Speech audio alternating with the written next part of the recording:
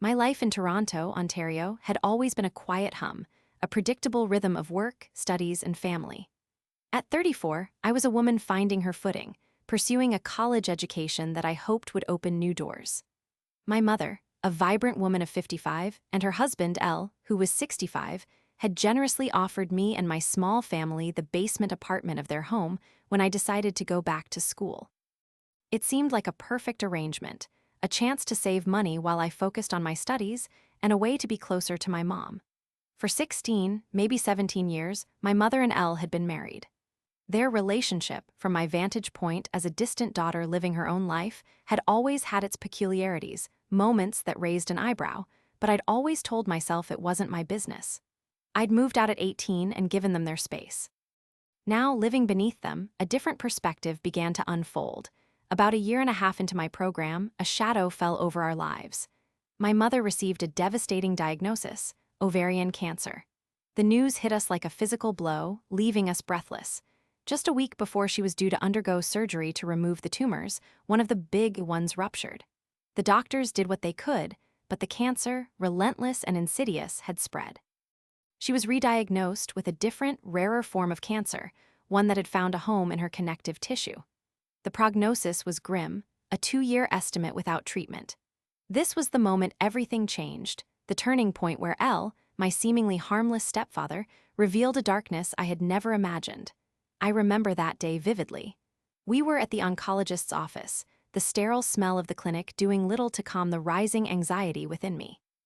The doctor, a kind woman with weary eyes, laid out the treatment plan for my mother. It was extensive, challenging, but offered a glimmer of hope. That's when Elle erupted. He had a full-blown tantrum right there in the doctor's office. His face contorted with rage, he bellowed, "My wife won't be doing any of that shit." He stormed out, leaving a gaping silence in his wake. My mother, looking fragile and terrified, then turned to the doctor. Her voice was barely a whisper, but her words were etched into my memory and later documented in her medical notes.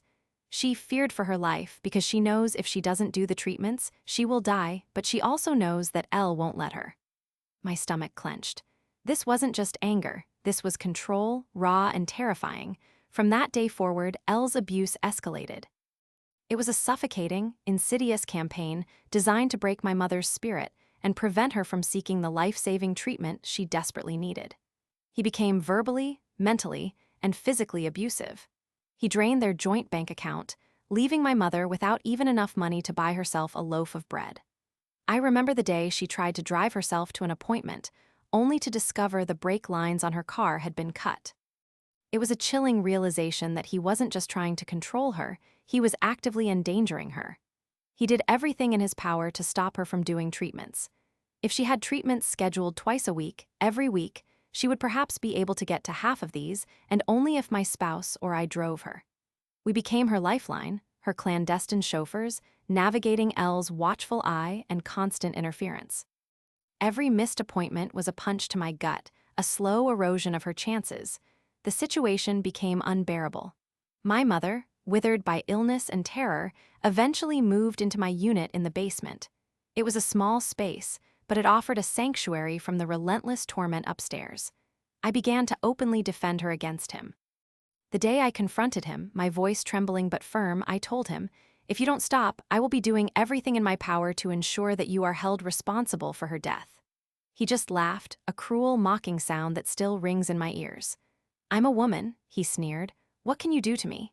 His abuse once focused solely on my mother, then extended to me at pretty much any chance he got.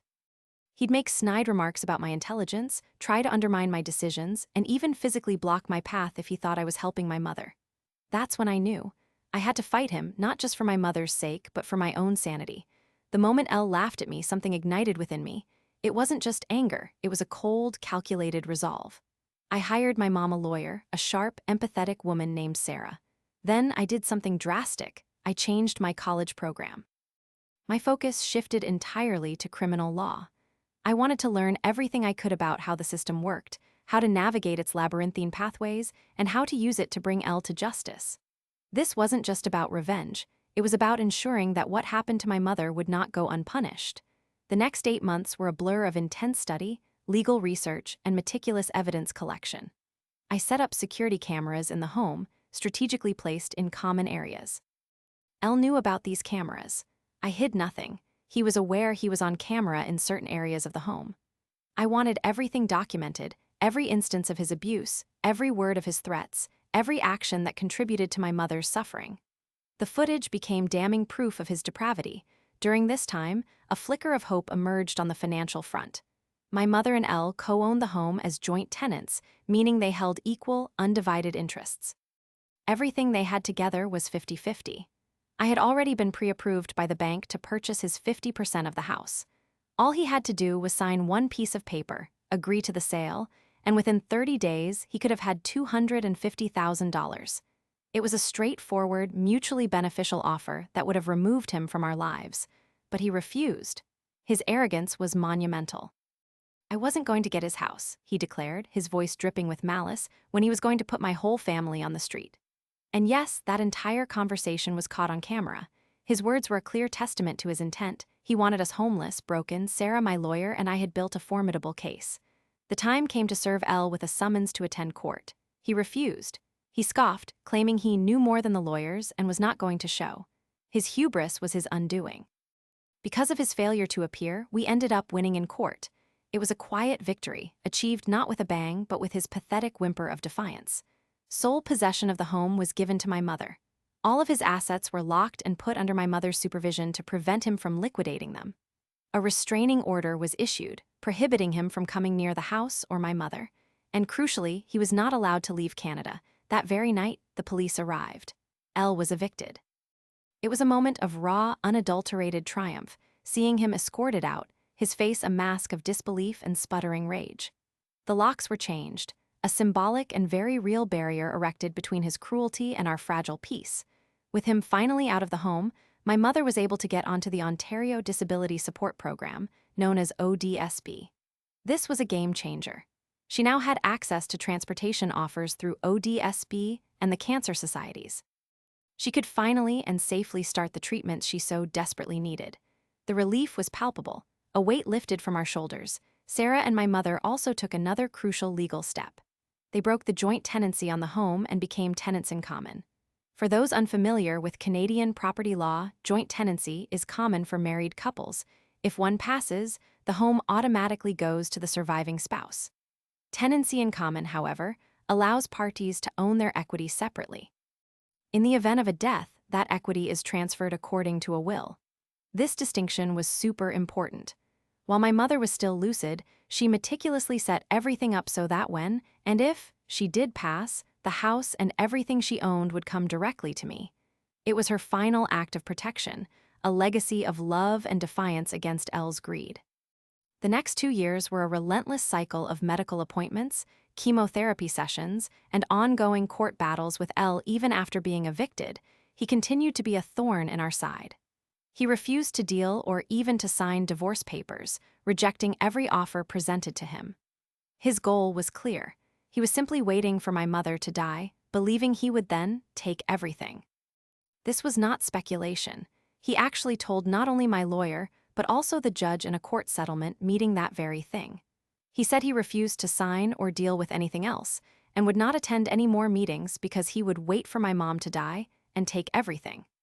He was told then in court by the judge and 2 lawyers that it would not happen, that his actions would not lead to the outcome he desired. He just laughed, that same infuriating, mocking laugh, and that was the last anyone heard from Elle for a very long time. During this period, I became my mother's primary caregiver, tending to her in every aspect. I watched her strength wane, her vibrant spirit slowly dim under the weight of the cancer and the trauma Elle had inflicted. I was there for every bad day, every painful treatment, every moment of fear and hope. My mother passed away this year. It wasn't directly due to the cancer itself, but to a horrific complication. A tumor ruptured, causing an upper gastrointestinal bleed. She died in my arms, right there in our basement apartment. There was nothing I could do for her. The helplessness, the raw pain of watching her slip away, shattered me. I was later diagnosed with post-traumatic stress disorder from that traumatic event. The images, the sounds, the feeling of her last breath, they haunted me, waking me in the night, clouding my waking hours. Yet, even through the haze of grief and trauma, I somehow managed to handle everything. I had to. For her, after my mother passed, her lawyer, Sarah, took her will and we went through the probate court system. It was a solemn yet determined process.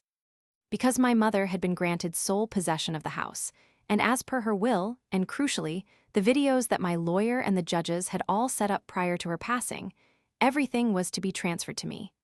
I had to sign some paperwork with the judges, simply agreeing to everything that had been set up, but it was all done legally and properly. The house, her life insurance, her possessions, they were mine. Every single thing he thought he would gain by waiting for her to die was now legally and irrevocably transferred to me. I also took all of my mother's medical notes, including the note from the original doctor that spoke about Elle's outburst and my mom's fears. This documentation was vital. Unfortunately, both my lawyer and the judge said they couldn't hold him directly responsible for her death in a criminal court, at least not yet. However, they all unequivocally agreed that his actions did lead to her death. It was a partial victory, a moral condemnation even if not a legal one for now. I'm still in court as we speak, trying to push this through to have him criminally held responsible. I know it's a long shot. My lawyer is saying it's like a 60-40 chance, but she's seeing what she can do based on the evidence and confessions we have from him. There is a chance, however slim. The home and everything she owned were transferred to me. I am now the registered owner of the house with sole physical possession. I've also been granted her life insurance, which all went to paying off her debt, including their joint line of credit, credit card, and pretty much everything he thought he would be getting by waiting for her to die was given to me and approved by the judge. I'm not a bad person, despite everything he did. I agreed with the courts that I would honor the 50% buyout that was agreed upon when we started this whole fight. However, any debt he owes me, because he still owns the 50% in equity only, will be deducted from the buyout balance.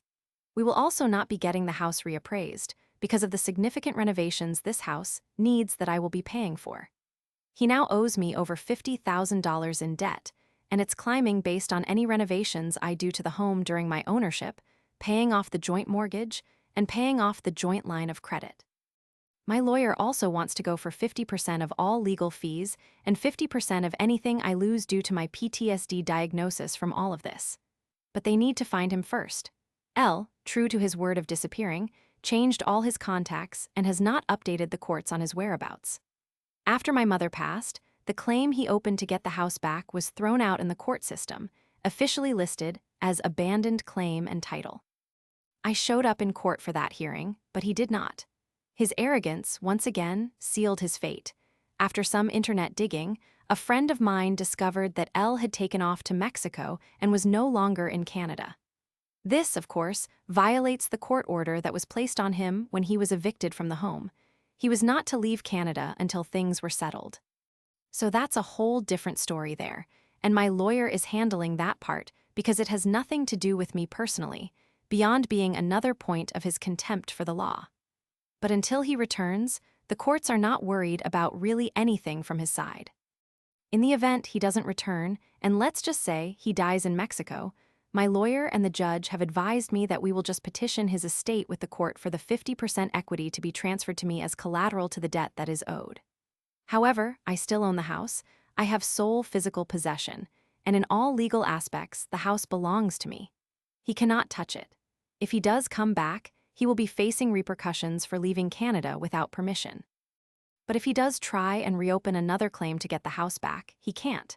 Since the claim was set as abandoned, my lawyer is saying he cannot open another one for the same purpose, so he will be stuck in either one of two situations: taking the offer, which is now significantly reduced by his mounting debt, or not taking it, and I just do what I wrote above and petition his estate and the courts. Either way, in any situation, he will not be getting back possession of the home. So yeah, at this point, I am still going to court to have him held criminally responsible for my mother's death. The courts and lawyers are all on my side, and they were the ones who legally granted me the house and everything else. I legally took everything from him because his actions led to my mom's delay in getting treatments and thus killed my mom. He thought he was so clever, waiting for her to die, thinking he would inherit everything. But he underestimated me. He underestimated a woman. And now he has nothing. He lost. And my mother, wherever she is, can finally rest.